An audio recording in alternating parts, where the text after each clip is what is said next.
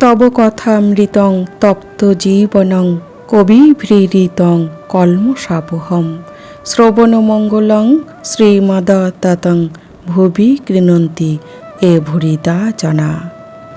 শ্রী শ্রী রামকৃষ্ণ কথামৃত, চতুর্থ ভাগ, ত্রয়োবিংশ খণ্ড, তৃতীয় পরিচ্ছেদ। ভূমিকম্প ও শ্রীরামকৃষ্ণ। জ্ঞানীর দেহ ও দেহনাশ সমান। প্রায় 6:30 বাজে। বলরামের বাটি হইতে মাস্টার গঙ্গা স্নানে যাইতেছেন। পথে হঠাৎ ভূমিকম্প। তিনি তৎক্ষণাৎ ঠাকুরের ঘরে ফিরিয়া আসিলেন। ঠাকুর বৈঠকখানা ঘরে দাঁড়াইয়া আছেন, ভক্তেরাও দাঁড়াইয়া আছেন। ভূমিকম্পের কথা হইতেছে। কম্প কিছু বেশি হইয়াছিল। ভক্তেরা অনেকে ভয় পাইয়াছেন। তাহলে বলছেন যে প্রায় 6:30 বাজে, আর বলরামের বাড়িতে মাস্টার গঙ্গা স্নানে যাইতেছেন। পথে যেতে যেতে হঠাৎ সে অনুভব করল ভূমিকম্প হচ্ছে। সে তক্ষুনি ঠাকুরের ঘরে ফিরে আসলেন। ঠাকুর বৈঠকখানা ঘরে দাঁড়িয়ে আছেন, ভক্তেরাও আছেন। ভূমিকম্প কিছু বেশি হয়েছে, তাই জন্যে ভক্তেরা অনেকে ভয় পেয়েছেন। পূর্ব কথা। আশ্বিনের ঝড়ে শ্রীরামকৃষ্ণ, 5ই অক্টোবর 1864 খ্রিস্টাব্দ। শ্রীরামকৃষ্ণ বলিলেন, যে ঘরে বাস তারই এই দশা, এতে আবার লোকের অহংকার। মাস্টারকে বলিলেন, তোমার আশ্বিনের ঝড় মনে আছে? মাস্টার বলিলেন, আজ্ঞা হ্যাঁ, তখন খুব কম বয়স, 9-10 বছর বয়স। এক ঘরে একলা ঠাকুরদের ডাকছিলাম। মাস্টার বিস্মিত হইয়া ভাবিতেছেন। ঠাকুর হঠাৎ আশ্বিনের ঝড়ের দিনের কথা জিজ্ঞাসা করিলেন কেন? আমি যে ব্যাকুল হয়ে কেঁদে একাকী এক ঘরে বসে ঈশ্বরকে প্রার্থনা করেছিলাম, ঠাকুর কি সব জানেন ও আমাকে মনে করাইয়া দিতেছেন? উনি কি জন্মাবধি আমাকে গুরুরূপে রক্ষা করিতেছেন? তাহলে ঠাকুর বলছেন যে যে ঘরে বাস তারই এই দশা। অর্থাৎ যখন তখন ভগবানের ইচ্ছায় ধূলিসাৎ হয়ে যেতে পারে। এতে আবার লোকের কত অহংকার। অর্থাৎ ঠাকুর বলতে চাইছেন যে আমরা কত অজ্ঞান। এই জগৎ সংসারে কোনো কিছুরই নিশ্চয়তা নেই, তবু সেই নিয়ে কত অহংকার। এই ঘর বাড়ি, এই শরীর, টাকা পয়সার অহংকার, শিক্ষার অহংকার, শুধু তাই নয়, গুণের অহংকার, কর্মের অহংকার।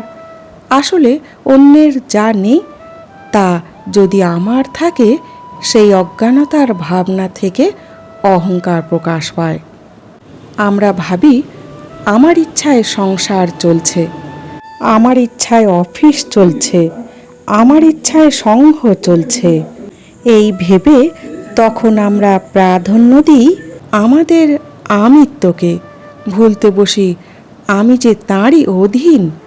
ভুলতে বসি চিরস্থায়ী ভগবান এই ক্ষণস্থায়ী সব কিছুকে পরিচালিত করছেন। তাই তো নিজেকেই ঠিকভাবে পরিচালিত করতে পারি না। তাই ঠাকুর বলেছেন, আমি যাবার নয়, অহংকার সহজে যায় না। তাই ভগবানের দাস আমি হয়ে থাকতে বলেছেন এই মায়ার সংসারে। আর মাস্টারকে জিজ্ঞাসা করছেন যে আশ্বিনের ঝড়ের কথা তোমার মনে আছে? মাস্টারমশাই তখন 9-10 বছর বয়স। মাস্টারমশাই বললেন, হ্যাঁ, খুব মনে আছে। তখন আমি একলা ঘরে ঠাকুরকে ডাকছিলাম। এই কথা শুনে মাস্টারমশাই খুব অবাক হলেন। ভাবলেন, ঠাকুর কি করে জানলেন?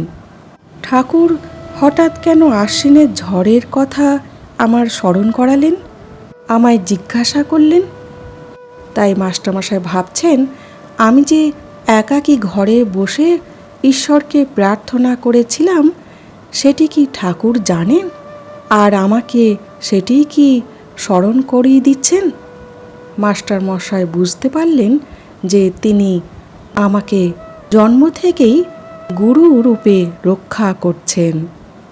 আসলে তিনি যে অন্তর্যামী, তিনি সকলকে সর্বদা রক্ষা করছেন। আসলে মাস্টারমশাই বলতে চাইলেন, আমরা গুরুর কাছ থেকে দীক্ষা নিলে তখন আমরা গুরুরূপে গ্রহণ করি বা গুরুরূপে স্বীকার করি, কিন্তু ঠাকুর মাস্টারমশাইয়ের জন্ম থেকেই শিষ্যরূপে গ্রহণ করেছেন। এটি হলো শুদ্ধ আত্মা আর পরমাত্মার মিলন। ভগবান শুদ্ধ ভক্তকে সর্বদা রক্ষা করে চলেছেন। শ্রীরামকৃষ্ণ বলিলেন, দক্ষিণেশ্বরে অনেক বেলায় তবে কি কি রান্না হলো, গাছ সব উল্টে পড়েছিল। দেখো, যে ঘরে বাস তারই এই দশা। তাহলে ঠাকুর বলছেন, অনেক বেলায় দক্ষিণেশ্বরে কি কি রান্না হলো তাই জিজ্ঞাসা করছেন, আর বলছেন গাছ সব উল্টে পড়েছিল। আবার সেই কথাটি বলছেন ঠাকুর পুনরায়, দেখো, যে ঘরে বাস তারই এই দশা। ঠাকুর আবার সেই মানুষের অহংকারের কথা স্মরণ করিয়ে দিচ্ছেন, যাতে করে আমাদের জ্ঞান চক্ষু খোলে। তবে পূর্ণ জ্ঞান হলে মরা মারা এক বোধ হয়। মলেও কিছু মরে না, মেরে ফেললেও কিছু মরে না। যাঁরই লীলা তাঁরই নিত্য, সেই এক রূপে নিত্য, এক রূপে লীলা। লীলারূপ ভেঙে গেলেও নিত্য আছেই। জল স্থির থাকলেও জল, হেললে দুললেও জল, হেলা দোলা থেমে গেলেও সেই জল। তাহলে ঠাকুর বলছেন, পূর্ণ জ্ঞান হলে মরা মারা এক বোধ হয়। তখন মলেও কিছু মরে না, মেরে ফেললেও কিছু মরে না।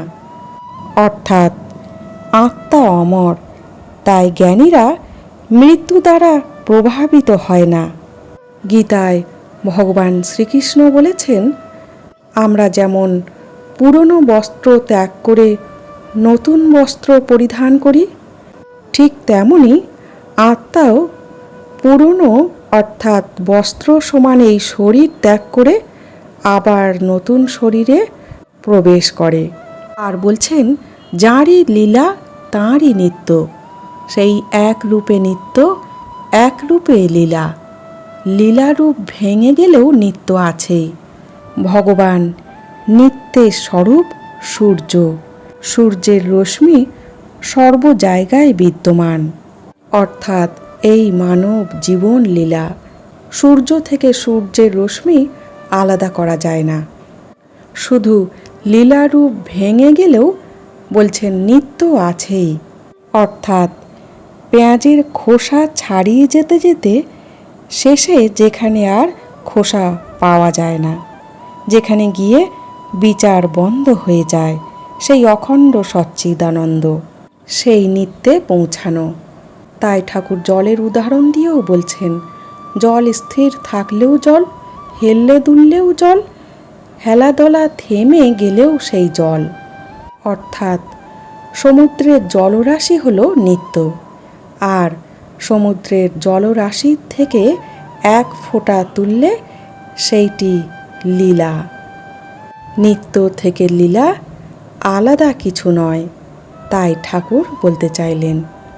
ঠাকুর বৈঠকখানা ঘরে ভক্ত সঙ্গে আবার বসে আছেন। মহেন্দ্র মুখুজ্জে, হরিবাবু, ছোট নরেন, অন্যান্য অনেকগুলি ছোকরা ভক্ত বসিয়া আছেন। হরিবাবু একলা থাকেন এবং বেদান্ত চর্চা করেন।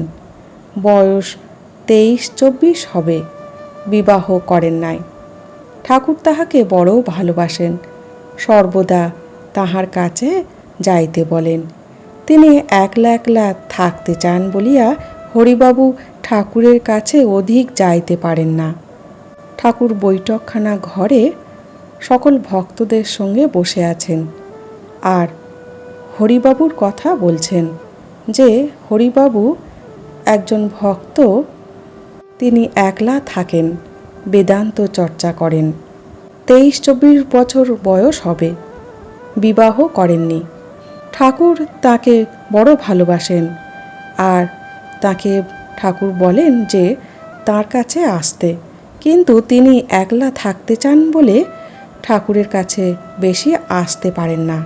ঠাকুর যথার্থ ভক্তকে বড়ই ভালোবাসেন, সর্বদা কাছে পেতে চান, যেন ভগবান ভক্তকে চুম্বকের মতো আকর্ষণ করে। আজ এই পর্যন্ত। জয় ঠাকুর, জয় মা।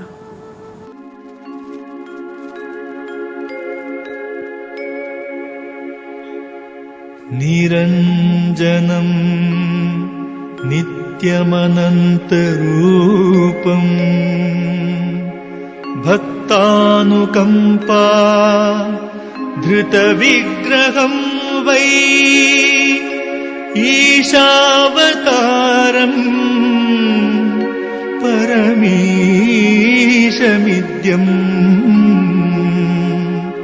तं रामकृष्णं शिरसा नमामि।